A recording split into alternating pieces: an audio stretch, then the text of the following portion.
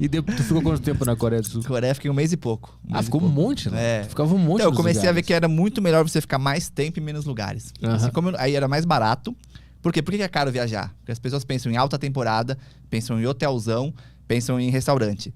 Ficando mais tempo, você não gasta com comida, as hospedagens são mais baratas, ou voluntariando, ficando em casa de amigo, você não paga.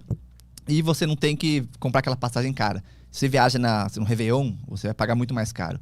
Então eu via, e como eu não tinha destino, depois da Coreia eu fui pra Rússia, porque eu achei a passagem barata ali. Então era muito mais pela oportunidade que eu via do que, alguns lugares eu queria muito ir. Tipo, eu queria chegar na Coreia e visitar o Jade. Mas na Rússia ali, por exemplo, era meu sonho pra Rússia, não. Índia era um que eu tinha muita vontade de conhecer, a África, mas vários outros foi a oportunidade, assim, conhecer alguém no caminho. Por isso que eu não gosto também de você já ter aquele planejamento todo da viagem, saca? Vou tal lugar, porque estando aberto assim, alguém me falou de um destino, e aí eu fui pra esse destino, mas se eu tivesse programado antes, eu não teria conhecido isso, né? Eu teria uma outra viagem baseada nas expectativas. Então, na melhor das hipóteses, eu ia atingir aquelas expectativas. E viajar pra mim é muito esse lance da espontaneidade, da presença que a gente tava falando. É uma coisa, é tipo uma mistura de meditação com terapia, assim. Essa viagem, tipo, você mais solitária, você nos lugares, indo com essa vontade genuína de conhecer o lugar, conversando com os locais, se conhecendo através das diferenças, né? Então tem uns lugares que você fala assim, nossa, tipo o mundo árabe, né? Nossa, tem umas coisas que você fala assim, que é muita diferença da minha cultura, assim. Mas eu ia com um olhar de aprender e de dar valor pra minha cultura, mas sem querer impor ali, né? Impor o que é certo pra mim, assim. Que tipo de coisa te chamou a atenção no mundo árabe? Nos países árabes, principalmente o machismo, assim, né, cara? A relação com as mulheres, que, assim, chamando de machismo na nossa cultura, né? Mas na cultura deles, muitas coisas são assim que funcionam. Então, muitas coisas doía, assim, de você ver uma... Primeiro, eu só interagia com homens, né? Porque as mulheres, elas nem podiam falar com os estrangeiros, assim. Em muitos lugares, a burca, né? Que você não podia falar com as mulheres. Então, ver essa relação, assim, era doloroso, assim, de ver como alguns aspectos culturais, assim, a relação entre seres humanos no mesmo lugar, assim, que você fala, nossa, somos todos humanos, né? Acredito em um mundo sem fronteiras, em que todos somos humanos, mas na prática você vai ver, tem muita desigualdade, muita gente se colocando no nível acima de outro ser humano, né? Eu sou melhor do que esse imigrante, eu sou melhor do que essa pessoa de outro gênero, raça, sexo. Isso tem no mundo inteiro, assim. Da experiência humana, você começa a ver que ela tem particularidades culturais de cada país, mas a experiência humana como um todo, ela tem muitas similaridades, assim. Então, viajar me trouxe isso, assim. Cada um é especial, cada cultura é diferente, mas tem as emoções, o amor, querer a família bem, e esses lados mais negativos também de desigualdades, relação com o meio ambiente. Então, no mundo inteiro são humanos, né, cara? Quanto tempo de viagem tu começou a refletir e perceber que tu já estava deixando de ser aquele cara do banco lá, que estava trabalhando de terno? Eu acho que até hoje, assim, eu tenho um pouco desse lado do banco. Até hoje em mim, assim, eu vejo. Mas no começo, por exemplo, eu ficava checando e-mail, ficava checando o preço das ações. E aí, com o tempo, tinha uma época que eu fiquei sem checar e-mails por semana. Assim, era lan house na época. Eu fui sem computador, sem câmera, sem celular. Queria realmente experienciar essa liberdade total, assim. E aí, depois de um tempo, eu fui me emergindo mais nas línguas, nas culturas, nas religiões. E aí eu ficava bem imerso no lugar mesmo. Então, por um lado, eu deixei esse lado do banco ali, mas acho que, de fato, nunca sai assim, né? Acho que todos nós temos, sei lá, várias personalidades e vários aspectos de tudo que a gente fez de experiências na vida. Muita coisa a gente carrega da infância, no inconsciente, da relação com os nossos pais, que a gente nem sabe, né? Relações nas escolas, no trabalho. Então, acho que do banco ficou eu tenho esse que eu usei muito no empreendedorismo depois com a Worldpackers, e muitas coisas que eu aprendi no banco ali. Mas na viagem eu tava realmente de alguma maneira, o que veio do banco era a fuga, né? Então, eu comecei a viagem por uma fuga, assim. Eu falei, não, esse estilo de vida não me faz sentido, não sei o que eu quero, não tenho uma ideia de um negócio, não tenho uma ideia de um relacionamento, nada. Vou viajar para me conhecer, para ver o que eu quero e para curtir, assim. Então, foi esse desejo de sair de um lugar que não me fazia sentido. Então, de certa maneira, foi o papel do banco aí. Ficou 3 anos na estrada, né? 3 anos. 3 anos. E tu tinha grana para se manter nesses 3 anos? Então, eu viajava nesse esquema. Mas eu viajava nesse esquema de... Por exemplo, como eu falei, no ashram, na Índia, 3 meses na Índia de ashram, eu gastei $500, assim. Na Coreia, fiquei um mês ali na casa do Jade, comia com eles, não gastava nada. Tailândia, que eu falei, esse exemplo de baita hotel ali no meio, $10 por noite. Então eu viajava de um jeito bem econômico, por mais que eu tinha juntado uma grana do banco, mas fui gastando essa grana na viagem e algumas experiências não abria mão. Tipo, balão na Capadóquia, na Turquia. Gorilas em Uganda. Então eu gastava nas experiências e economizava na hospedagem e tentava comer como os locais, assim. Então eu gastava menos viajando do que em São Paulo.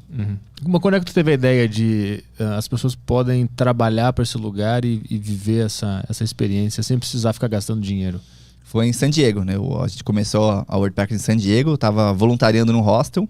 E esse hostel é ITH, chama. Então depois desse rolê aí da Rússia, fiquei mais um tempo na Alemanha, fiquei um tempo na Bolívia, Peru, Chile, e fui para San Diego, onde eu já tinha um amigo, o Eric, que ele tinha ido para lá fazia 4 anos, para San Diego, e começou a voluntariar no hostel. Ele queria aprender inglês, chegou lá, foi para uma escolinha de inglês só brasileiro, ficou numa casa de família com uma galera que não tinha nada a ver com ele, uns velhos que ele não interagia com a galera, só estavam ali pela grana de ter uma pessoa ali.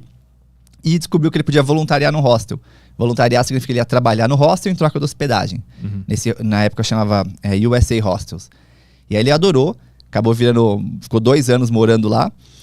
Eles abriram um hostel, ele e outros 2 caras ali, chamava ITH, International Travelers House, em Little Italy, San Diego. E aí ele me chamou, vem pra cá, vem ter essa experiência aqui. Eu já tinha tido esses vislumbres, tanto no Ashram que eu falei. Na França, por exemplo, era comum as pessoas da recepção ali estarem voluntariando para aprender francês. Conheci muitos israelenses que me falaram dos kibbutz, que são lugares em Israel que você vai, trabalha e mora e fica ali. Você acaba sendo uma comunidade, tipo Auroville na Índia, que você vive ali, planta ali, mora ali. Então você não precisa de grana, mas você trabalha ali naquele lugar, né? Então um pouco de tudo isso. E esse ITH que eles fizeram era 100% baseado em voluntários. Então todo mundo que estava ali era um voluntário e era o hostel ainda é mais bem avaliado dos Estados Unidos com esse modelo. Porque uma opção que você tem ali é alguém tá ali mal pago, porque é um negócio pequeno que dá pouca grana, que você vai ter que limpar o vômito de um sueco. Agora se é um viajante ali, eu vomitei com ele ontem. Então tem uma conexão de...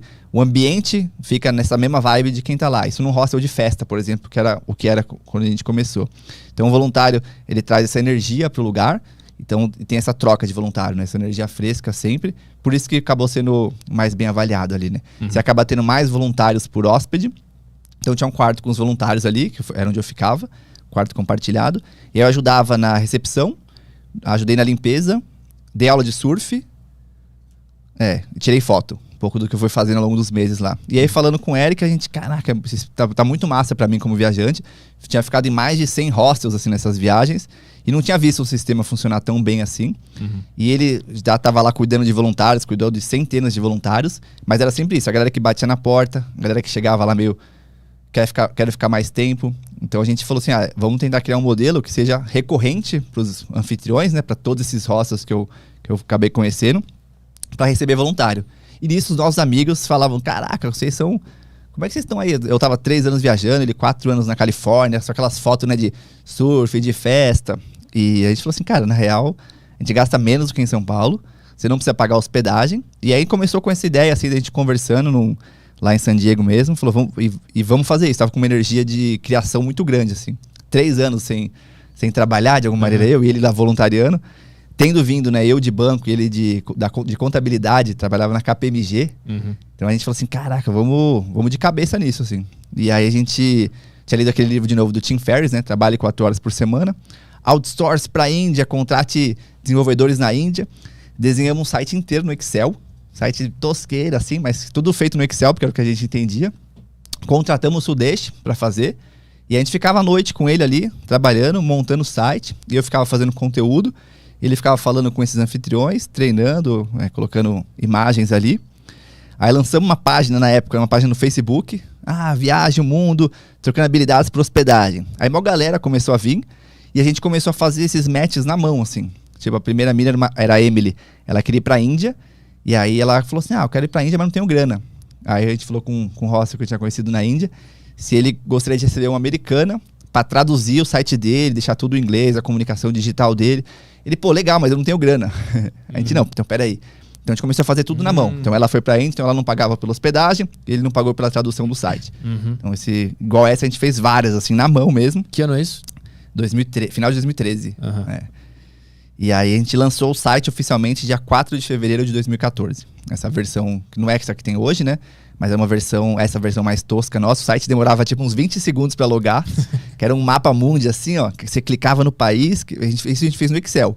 Aí você clicava no país e abriu para uma outra tela. Claramente a gente não entendia nada de tecnologia, assim. E aí o site caiu na primeira noite. Saiu no Catraca Livre. Naquela época o Catraca Livre tava bombando. Caralho. Alguém mandou ali. Foram tipo 40 mil compartilhamentos. O Facebook mostrava muito o algoritmo, assim. Aí o site caiu, a gente ficou desesperado, assim. Nessa época a gente tava morando num escritório da Paulista, que meu irmão emprestou. Meu irmão tinha um escritório sobrando, a gente dormia em colchão de ar. Tomava banho na casa de amigo, assim, na Paulista. A gente tava assim, era muita doideira no começo. A gente, lá atrás, né, saiu do hostel pra morar numa van. A gente pagou $1.000 numa van, uma Dodge Ram 87. Porque no hostel a gente não tava conseguindo trabalhar mesmo, assim. Então na van a gente ficava internet, café, trabalhando sem parar, sem ganhar nada. Sem saber meio... o nome vai ser WordPackers, vai ser... Não tinha modelo de negócios. Era de graça, tudo no começo. Mas a galera começou a usar, tipo, Tinder, assim. Falava com o anfitrião, mas não queria viajar, assim. E aí a gente começou a se queimar, foi daí que a gente começou a cobrar. O pessoal usava pra se azarar, então. Usava pra tudo, assim, porque 40 mil compartilhamentos, Catraca Livre, lá atrás, site de mapa, viajar o mundo de graça. Então a galera se empolgou. E aí que a gente começou a cobrar, por exemplo, cobrava por viagens, porque no começo a ideia nossa era, vamos fazer um negócio que a gente tem esse estilo de vida, a gente fique viajando e trabalhando. Nossos amigos, que sempre falam, não, eu quero ir, mas vocês são muito sortudos, vocês são muito cara de pau, por isso vocês conseguem viajar tanto. A gente falou, não, vamos fazer isso para todo mundo poder viajar mesmo, né? Então, desculpa geralmente é grana acabou, assim, né? Agora, se você não paga hospedagem e alimentação é tipo 80% dos gastos. Hospedagem, passagem e alimentação é tudo da viagem, né? Então, se você viaja por mais tempo, dilui o custo da passagem, não paga hospedagem num lugar que você pode cozinhar. Então, desculpa da grana, já foi. Desculpa da carreira. Não, mas vai prejudicar minha carreira. Não, você vai, por exemplo, eu fui recepcionista em San Diego, né? Mas no meu currículo eu coloquei Customer Service nos Estados Unidos. Então, depende de como você vai aprender uma nova língua, você vai ter uma habilidade nova, você vai se descobrir, né? Que esse é mais intangível, né? Esse lance do propósito, das habilidades novas, desse tempo pra si. Tipo, eu tenho uma porrada de amigo que fez MBA, assim, MBA Harvard, MBA Stanford. E aí eu falo assim, qual que é a melhor coisa do MBA que você fez? E os caras sempre falam duas coisas, que é o tempo pra eu ficar sozinho e as pessoas que eu conheci.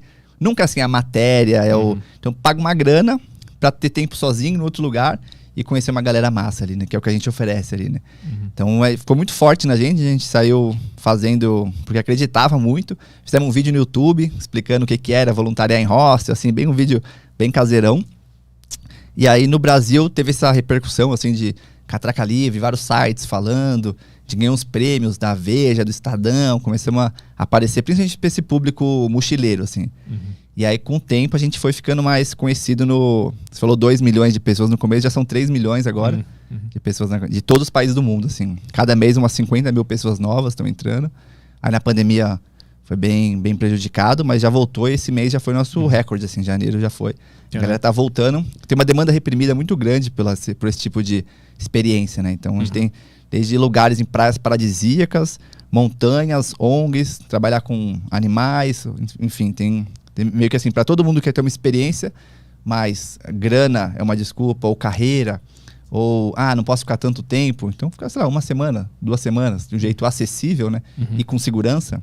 Então é o que a gente oferece hoje.